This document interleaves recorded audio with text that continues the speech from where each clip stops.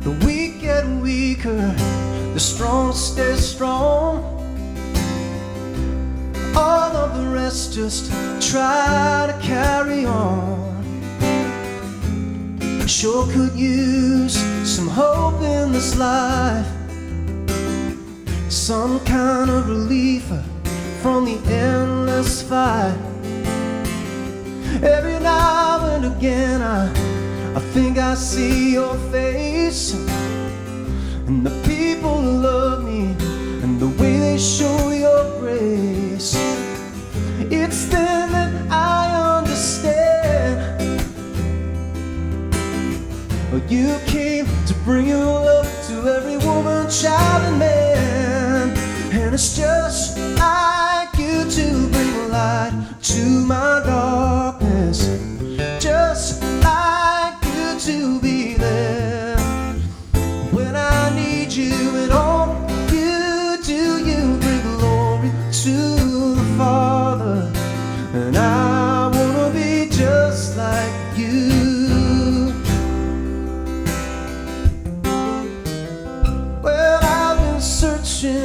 Just to satisfy my soul, restless and lonely and out of control. But when I fell to my knees, oh, I finally found the missing piece, singing nobody else could save my weary soul. Nobody else, no one like you. Hey, nobody else. I look high, I look low. Nobody else, no one like you. There's nobody just like you to bring light to my darkness, just like you to be there when I need you. And all you do, you bring glory to the Father. And I wanna be just like you. Hey, and nobody else can save my weary soul. Nobody else, no one like you. Hey, I looked high, I looked low. Nobody else, no one like you. No one like you, Lord, no one like you.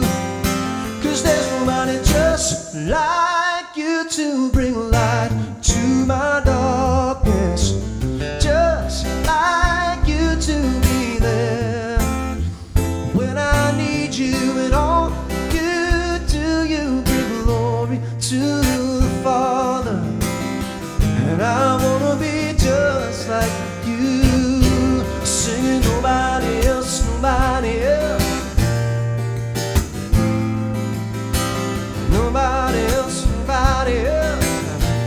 I wanna be just like you, nobody else. Oh, hey, just like you, yeah.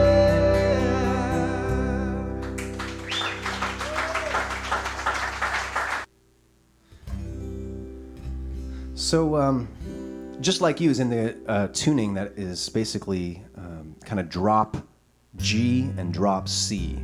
It's not a full C minor tuning. That would include maybe the B string tuned up to a C. Then you just hit the chord and it would sound like a C major, sort of. It's kind of just using those lowest two strings as a different way to get some bass notes that would not be possible in standard tuning. And it's kind of nice because you can't get chords like, that chord, the B flat over E flat, sort of a D minor shape or D minor 11. or of course the low C, without dropping it down in some way. And that low C is only possible if you get it right down to a floppy C note in the lowest string. And I recommend using some, slightly heavier strings than just standard lights to get that done. But it's nice because it just opens up the possibilities for the guitar. It also creates some headaches for fingering. Some of the chords are tricky now, but some of the chords are possible now. I mean, I like this little shape here. That's an F minor, and it just wouldn't quite sound like that. C over E. These chords would have a different sound because you'd have to use open strings, or you'd have to kind of fret them in a strange way, or you have to include other notes. You can kind of get nice chord fragments with just a nice low bass attached to them by doing it with this tuning. And when I tune it, I try to tune the lowest two strings down, not just to their pitches, but a little flat in their pitches. And if you don't, you get a problem because the guitar is not a tempered instrument. It's not like a, but it still needs kind of a tempered tuning approach. So you have to kind of lower some of your lower strings, and I keep the middle ones kind of the same. I'm kind of using my ear a little bit as well. So, but when you play that low string, it just needs to be in tune, and it's a little better now than it would be if I just tuned it to standard. So let's look at the chords in the chorus on this song. I'm kind of doing a thing like the one-man band approach dictates that you've got to try to address the bass guitar, and I sort of try to address that in the chorus. So check it out. So we have them.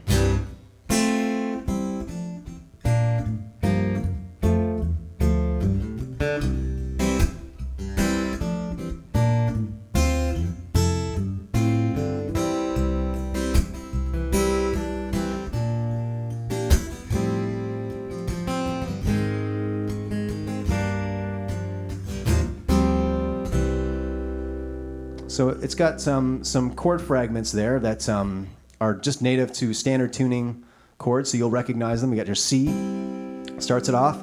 Sometimes I'll throw in a little to go along with the melody, or I'll just leave a space. So we're just like you to bring. I'll kind of harmonize every note of the melody using chord fragments, just little triads. So you got your C on the highest three strings, your F. These are just partial versions of chords that you already know. And instead of playing the whole thing, just play little fragments of it. And it's kind of like thinking like a piano player might. They kind of, in their right hand, play some of the melody with some other chord tones in there. And then, so there, I'm going to break that down. We have the chords just going like this in a melodic fashion, going B flat, and then to a lower version of the B flat, which kind of sounds like G minor against the bass, and then F, and then just a single F note, and then up to G, surrounded by a C chord. And the end result is this.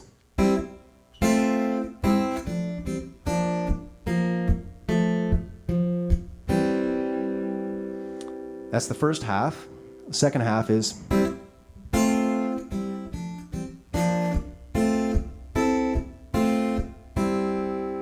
so you got these independent lines that have nothing to do really with the melody of that I'm singing, and are separate from the bass, and sometimes moving in a different direction than the bass, which adds to the illusion of there being a band there, because you've got some independence in all the parts.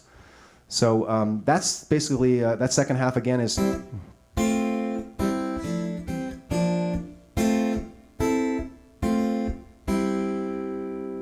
And that higher chord cluster there is just either F major 7 or A minor, depending on how you're hearing it. And really, I'm thinking melodically. I'm not thinking, how can I create these interesting chord shapes? I'm not at all thinking about that. I'm just trying to execute a melody. So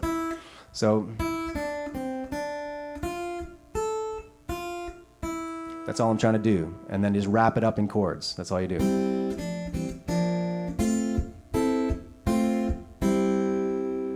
And that's a good way to, it's part of, in songwriting, you just have to develop ideas. You have to take the seed of an idea, just a simple linear melody, and harmonize it in some way and make some harmonic choices about where it's going. This one goes to the B flat, which is the flat 7 in the key of C, which has kind of an outside sound to it. Let's look at the bass. We have, so slowly we have B flat descending down through the C Mixolydian scale, so starting the B flat, descending down, tagging up on the flatted fifth. It's kind of a blues note, kind of gets a little nod to the blues gospel roots of the song, down to the 4, 3, 2, almost all the way down through the scale, and then we climb back up using that intro riff, the riff that starts the whole song is just, so I'm using that, and it's always good to do that when you're writing a song, to try and borrow from yourself, use something you've already played and put it back in the song later on. So we have the bass line again is with those emphases too, so it's a little more, yeah.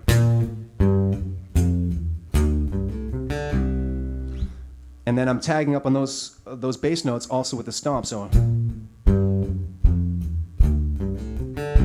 just to deepen the sense of righteous bass and drum pairing there, right? And so when you put the whole thing together, you get this. You get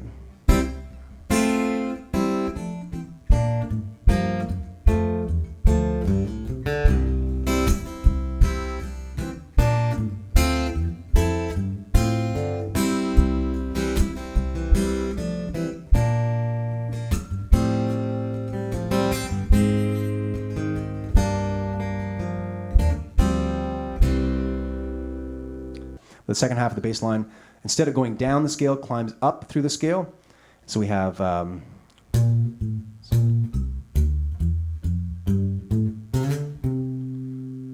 it's always on the end of 4. So 1, 2, 3, 4. No, so 3, 4.